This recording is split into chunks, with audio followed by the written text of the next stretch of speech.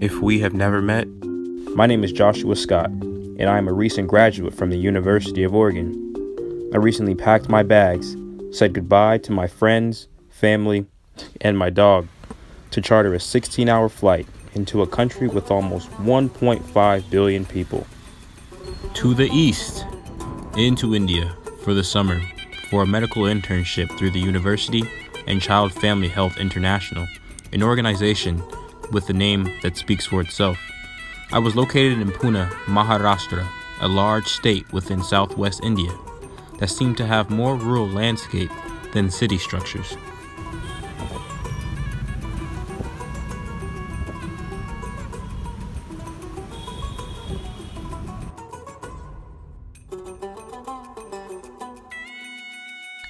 The program I participated in specifically focused on maternal and child health, where I was given the opportunity to work under surgeons and neuropsychiatrists treating pre- and postnatal mothers, as well as patients diagnosed with epilepsy, depression, and other neurodegenerative disorders.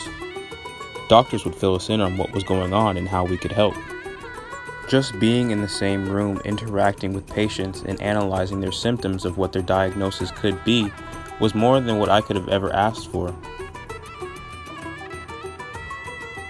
I would attend a neuroscience seminar on yoga and learn about cultural, health, and political demographics of their country. This is Dada, his wife Manisha, his youngest daughter Sai, and his eldest Sanskriti. This family opened up their home to me as my name became Jashu. They made me feel right at home and fed me plenty of food.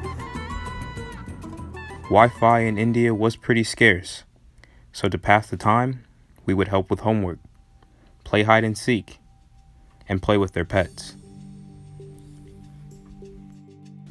We happened to come just in time for Sanskriti's birthday, as we spent the day celebrating, riding camels, and going to temple.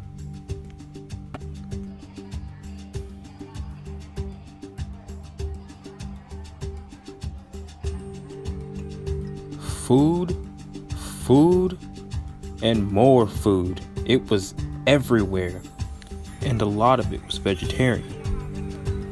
We spent quite a bit of time going to markets and preparing for meals to cook later, which I admit I may have enjoyed a little bit too much. There are many seasonings and spices thrown together to create a mix known as masala to create a variety of different dishes. According to Hindi tradition, it is known that cows are considered sacred and it is forbidden to eat them. So they live a pretty luxurious life, roaming the streets with other animals and casually stopping traffic. Whenever I wasn't working or stuffing my face with food during the week, the majority of my weekends were spent exploring the rest of India. I visited places like the Ajanta and Ellora caves of Aurangabad. These caves were dug out of cliff walls some 1,500 years ago. I also visited the city of Mumbai, whose Victorian architecture resembles that of Europe due to the British colonization of the mid-1800s. I traveled north into Agra, near New Delhi, to see the Taj Mahal. And lastly, the ancient city of Hampi, which I believe is one of India's most underrated attractions. The precision and detail that went into making these buildings is unlike anything I have ever seen.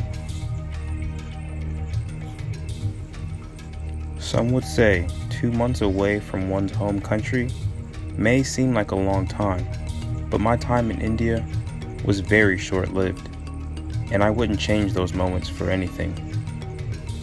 I came to India to help, and left with a larger perspective of what life and the human experience has been about throughout the epochs of time.